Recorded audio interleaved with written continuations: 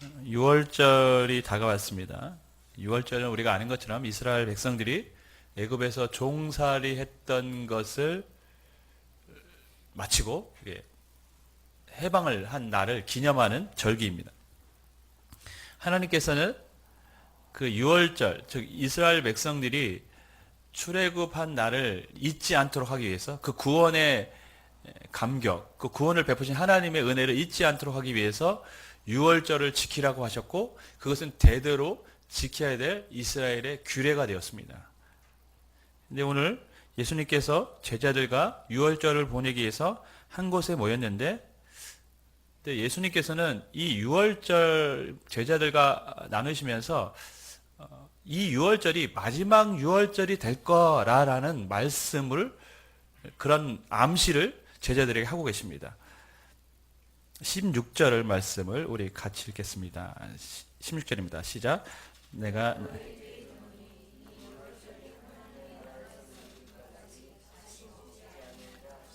이 6월절이 하나님 나라에 이르기까지 다시 먹지 아니하리라. 두 가지 의미가 내포되어 있습니다. 첫째는 이제는 주님께서 곧 십자가에 이제 죽음을 당하셔야 될 때가 되었기 때문에 이제 다시는 예수님은 6월절을 맞이할 수 없기 때문에 다시 먹지 않겠다는 의미이기도 합니다. 또 하나는 6월절이 하나님 나라에 이루기까지라는 말을 통해서 이 6월절이 아직 완성된 6월절이 아니라는 것을 제자들에게 알려주고 있습니다. 지금 지키고 있는 6월절은 불완전한 것이라는 것이죠.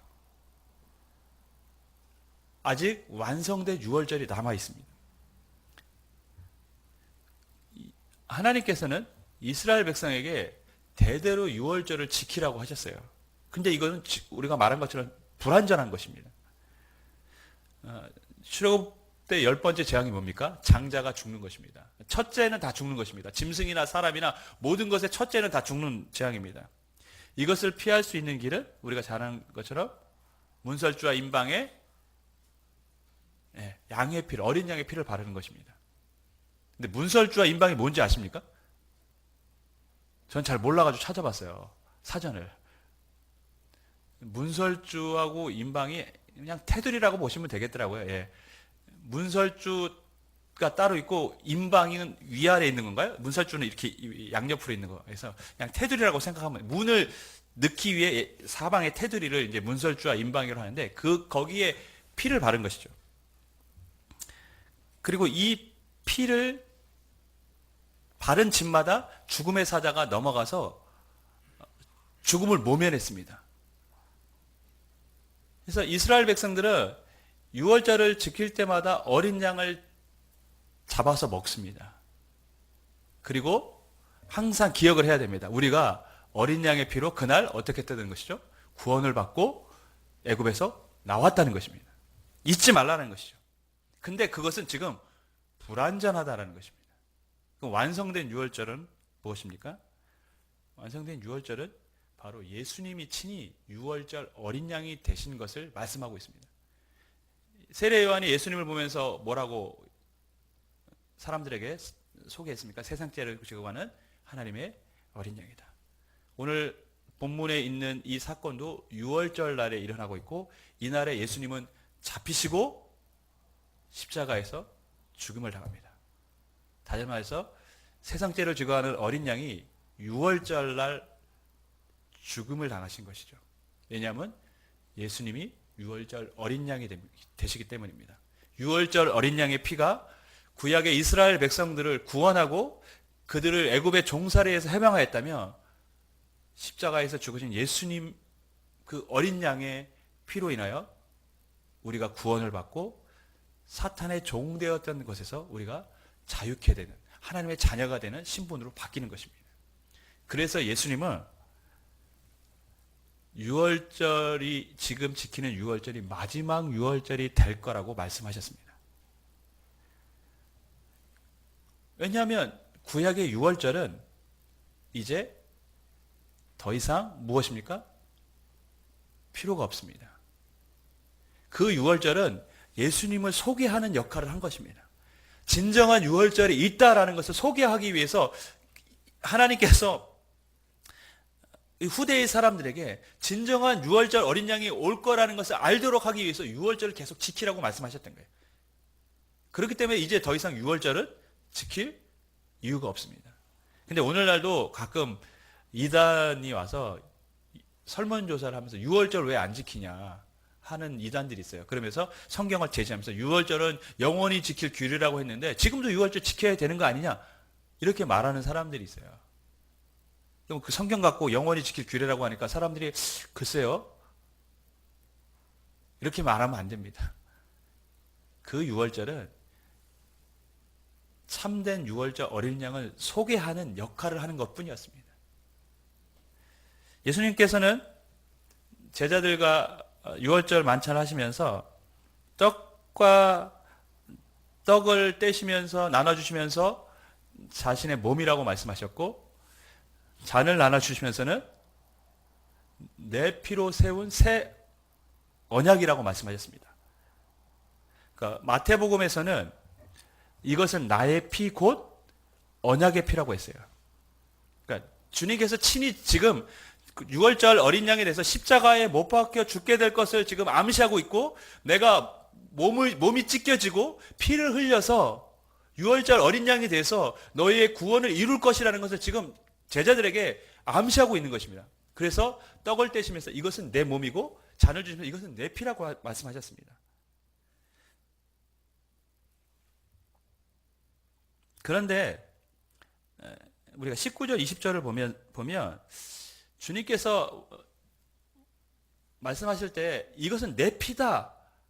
우린 이해합니다. 그죠? 잔이 예수님의 피를 상징한다. 의미한다. 떡이 예수님 몸을 의미한다. 우리는 다 이해합니다. 그런데 예수님께서는 이 잔은 내 피로 세우는 새 언약이다. 이렇게 말씀하셨어요. 19절, 20절 말씀 우리 같이 읽겠습니다. 시작.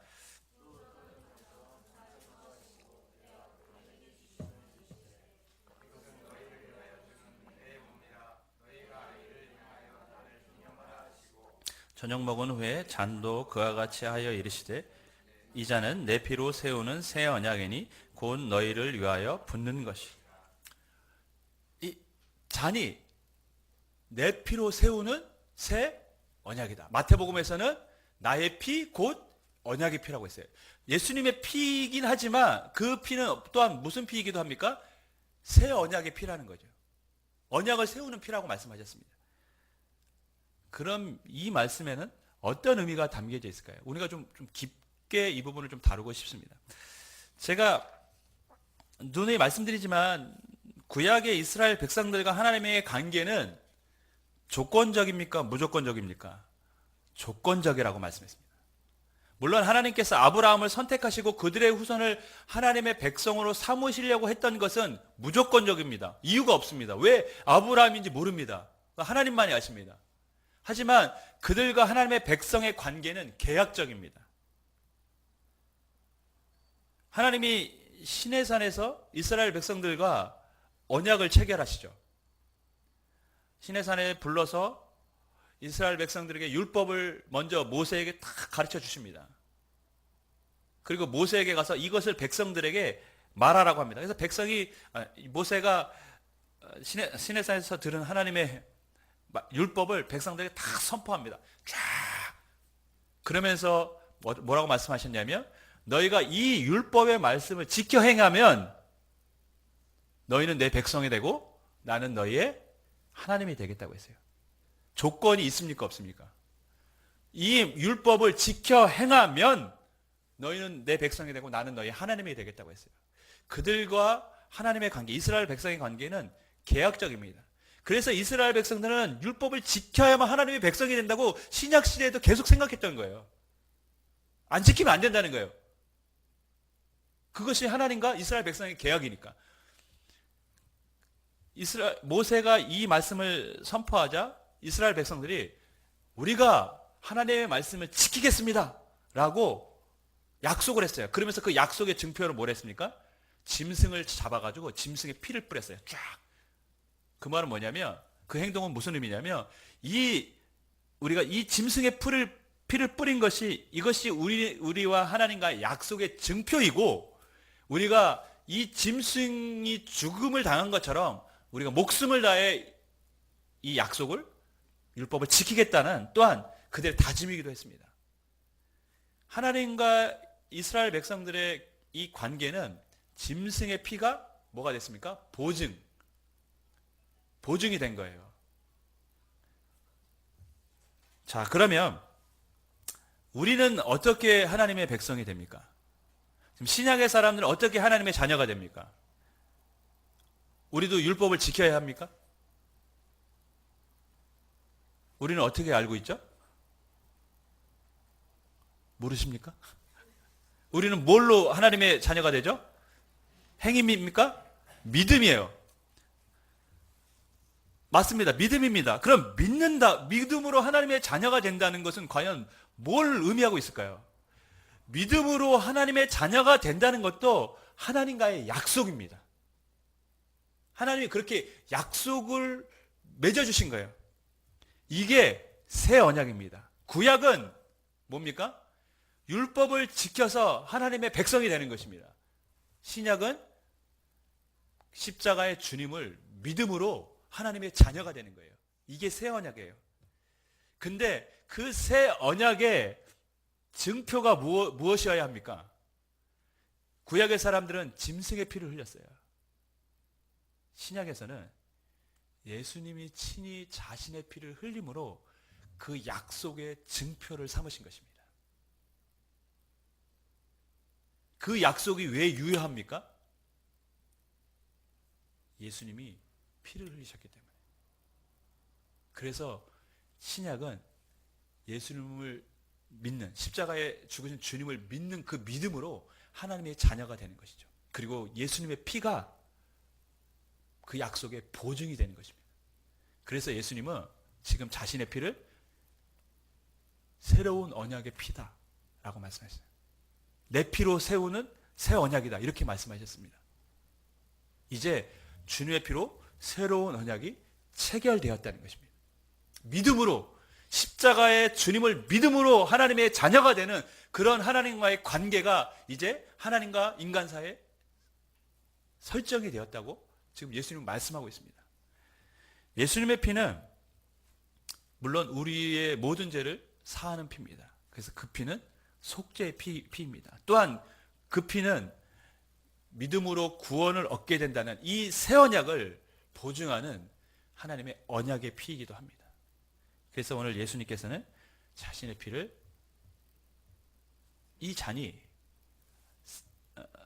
새롭게 세워지는 새 언약의 피다라고 지금 제자들에게 말씀하고 있습니다. 사랑하는 여러분, 이스라엘 백성들이 출애굽을 잊지 않도록 하기 위해서 하나님은 유월절을 지키라고 했습니다.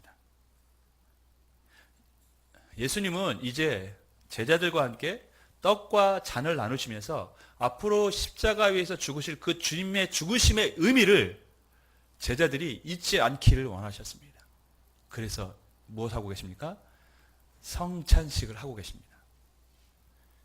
유월절은 의식은 없어졌습니다. 하지만 새로운 의식을 예수님이 주셨습니다. 그것이 무엇이냐면 성찬식입니다. 떡과 잔을 나누면서 주님의 죽으심의 의미를 기억하라는 것이죠. 잊지 말라라는 것입니다. 본문 말씀을 보면 19절을 보면 또 떡을 가져 감사기도 하시고 떼어 그들에게 주시며 이르시되 이것은 너희를 위하여 주는 내 몸이니 너희가 이를 행하여 나를 기념하라. 기억하라고 말씀하셨습니다. 주님 오실 그날까지 이 성찬식을 계속 행해라고 하신 말씀에는 주님이 인류를 향한 어떠한 마음으로 어떠한 생각으로 대하고 계신지를 우리가 느낄 수가 있습니다. 여러분, 예수님의 눈은 세상 끝날까지가 있습니다. 왜냐하면 세상 끝날까지, 주님 오실 그날까지 이것을 지키라고 했으니까요. 예수님의 마음은 세상 끝날에 있습니다.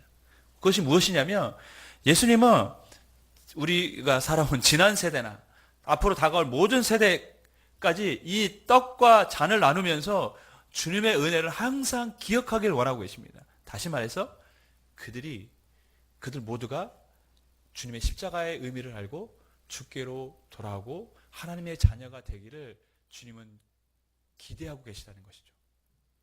그것이 주님의 마음입니다. 그래서 주님은 이것을 주님 오실 그날까지 행하라고 말씀하셨어요. 설마 예수님께서 내가 이런 일을 했으니까 잊지 마 한데 이런 의미가 아니라 세상 끝날까지 이것을 행하면서 그 십자가의 의미를 모든 세대가 알 수 있도록, 그래서 하나님의 자녀가 될 수 있도록 주님께서는 이 성찬식을 행하라고 말씀하신 것입니다. 출애굽의 어린 양이 예수님의 십자가를 예표했다면 6월절에 지금 성만찬은 무엇을 예표하고 있습니까? 다시 오실 주님을 바라보게 하고 우리가 그 다시 오실 그날에 주님과 함께 영원한 생명을 얻게 될 것을 기대하게 만드는 예식이 바로 성찬식입니다. 주 안에 사랑하는 여러분, 그러므로 우리는 성찬식을 어떻게 참여해야 됩니까? 예수님의 사랑을 다시 기억하고 그리고 내가 앞으로 이 땅을 어떻게 살아야 될까 결단하는 시간이 되어야 될 줄 믿습니다. 우리가 부른 찬양처럼 그 사랑에 감사해서 믿음으로 또 내가 이 땅을 살겠노라고 다짐하는 그런 시간이 성찬 예식이 되고 또 주님이 바라시는 성찬식의 바른 모습이라고 생각합니다. 동물 중에 가장 기억력이 짧은 짐승은 동물은 뭐인지 아십니까? 닭일까요? 금붕어라고 합니다. 3초랍니다. 기억력이 3초. 금붕어가 좁은 어항에서도 살 수 있는 이유는 기억력이 3초밖에 안 되기 때문에 자기가 여기 왔는데 돌아보면 어디 잊어먹어요. 그래서 어항이 그렇게 좁은지 모르고 항상 사는 거예요. 항상 넓게 삽니다. 저는 하지만 이 망각, 잊어버리는 것은 사람도 만만치 않다고 생각합니다. 사람도 잘 잊어먹었어요. 저는 개인적으로 인간은 망각의 동물이라고 생각합니다. 사람들은 우리가 살아왔던 모든 것을 다 기억할 수가 없어요. 시간이 지나면 잊어먹잖아요. 차근차근 하나씩 점점점 감퇴하기 시작합니다. 그렇죠? 예배 끝나고 나가면 무슨 말씀했는지 제목도 잘 기억이 안 나고 인간은 망각의 동물이에요. 그러면서 사람들은 제가 봤을 때 쉽게 하나님의 은혜를 잊고 살아갑니다. 그래서 구약에서는 이스라엘 백성들에게 하나님이 은혜를 잊지 않도록 끊임없이 계속해서 기념할 수 있는 뭔가를 만드셨습니다. 뭐 유월절을 만드시듯이 요단강을 건너고는 뭐 했습니까? 그 요단강에서 돌을 취해서 길갈에 돌단을 쌓게 해서 기억하라고 말씀하셨어요. 사무엘은 블레셋과의 전쟁에서 이기고 난 다음에 돌단을 쌓고 뭐라고 했습니까? 그것을 에베네에스라고 칭하면서 기념하게 했어요. 왜냐하면 사람들은 시간이 지나면 잊어먹거든요. 사람들은 쉽게 잊어먹습니다. 여러분, 사람은 시간이 지날수록 받은 은혜도 잊어먹습니다. 희미해져 갑니다. 주님의 은혜를 잊어버린 이스라엘 백성들은 어땠습니까? 결국 배도했습니다. 주님을 버렸습니다. 하지만 평생 주님의 은혜를 마음속에 간직하며 살았던 사람이 있었습니다.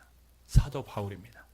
그는 끝까지 주님이 주신 은혜가 얼마나 큰지를 고백했던 사람입니다.